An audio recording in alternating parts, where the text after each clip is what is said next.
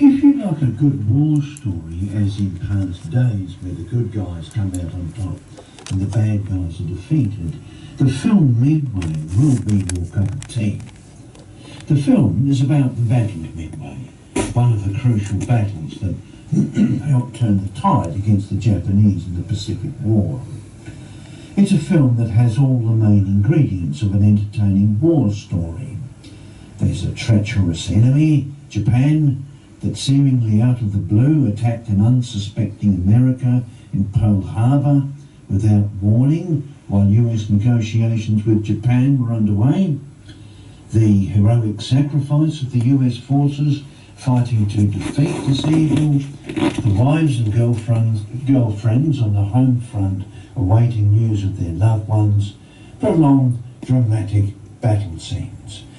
In this film using all the spectacular wizardry of the new cinematic technology.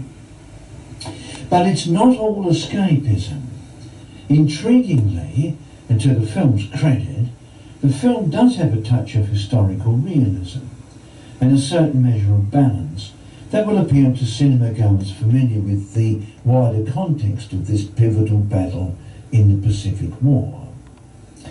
In the opening scenes, we see US Lieutenant Commander Edward T. Layton in 1937 meeting Japanese Admiral Isoroku Yamamoto following a dinner with the Japanese Navy.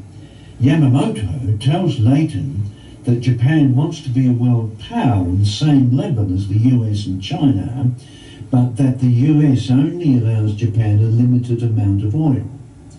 Yamamoto promises that if Japan's supplies of oil are compromised, Japan will be forced to take drastic measures. The film then jumps to the Japanese attack on Pearl Harbor in December 1941. For many viewers, this scene may seem of little consequence, but for others it will be important as adding a touch of veracity to the tale in a way which enhances its credibility. The 1937 scene is important because it is as near as the film gets to the truth of what actually happened between Japan and the US in the lead up to Pearl Harbor. It's a gesture in the direction of historical accuracy, but only a gesture, nothing more. There, presumably, to spare the feelings of an American audience being lured into a belief that America needs to be made great again, and with very little appetite for anything other than a sanitized version of America's role in World War II. The reality is that in the late 1930s and into the 1940s, America was engaged in tense negotiations with Japan aimed at curbing Japanese imperial ambitions in China and Indochina. As part of an effort to force Japan out of these two countries, an American-led embargo on supplies to Japan, including, crucially, oil supplies, was imposed along with other extreme measures. It was hard diplomacy which forced Japan into a difficult choice: abandon its imperial ambitions and succumb to the diplomatic pressure to withdraw, or forcibly break the blockade. Japan chose the latter course and attacked the US naval force in Pearl Harbor that was enforcing the embargo. This reality has been generally understated in the US and allied countries in the Pacific War generally, and this is reflected in the film. The fact that the embargo was a significant factor triggering the attack on Pearl Harbor remains an unpalatable truth of that conflict, and it is hardly surprising that a film which is basically a heroic tale of a significant wartime military victory has mostly sidestepped this reality. The Pacific War still casts a long shadow, and the notion of Japan as the unequivocal bad guy in that conflict still lingers in the consciousness of many cinema goers today.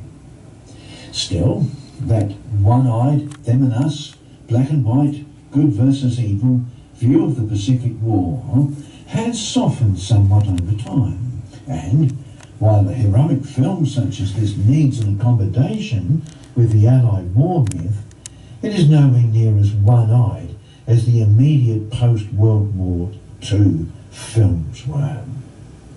And so the Japanese enemy in this film, while still the bad guys, are presented at times almost sympathetically as an honourable foe that had to be defeated in a just cause. So much so that Admiral Yamamoto is almost one of the good guys. There is no reference to Japanese atrocities in this film, and the Japanese forces are depicted in neutral terms as combatants fulfilling their duty as their country, their emperor, perceived that to be. So the film is very interesting in its historical perspective, successfully combining a watered-down 1940s and 50s them and us black and white perception of that conflict in heroic terms, with a very much understated nod in the direction of the reality of that conflict as serious historians would understand that today. So, in that sense, Midway is very much a film of our times. Japan is now an Australian ally in an East and Southeast Asian region, currently redefining itself in terms of its power distribution and shifting alliances. Officially, we have put our 1940s enmity towards the Japanese behind us, and the film reflects this. My late Uncle Rod, who was a prisoner of the Japanese on the Burma-Siam Railway and who lost a brother in a Japanese POW camp in Japan, would have been very uncomfortable with this perspective.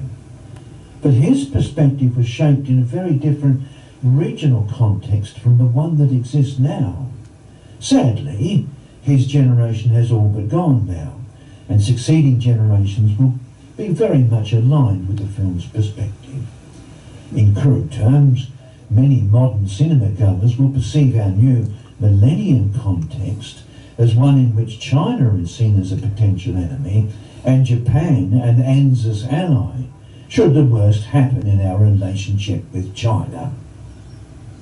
Midway is to be recommended then as a film offering us a dramatic war story cast substantially in the mould of the post-World War II war films of earlier days, and which also has just enough historical reality around the edges to lend it sufficient credibility for a well-educated cinema audience able to appreciate this heroic tale for what it is, while at the same time being inclined towards some cynicism when it comes to war and what it really means to be involved in it. For a wider audience, not just an American one, becoming increasingly nervous over geopolitical tensions and wanting some measure of escapism in their films, this one offers a heroic tale of war without being too troubled by the jagged edges of the reality of war.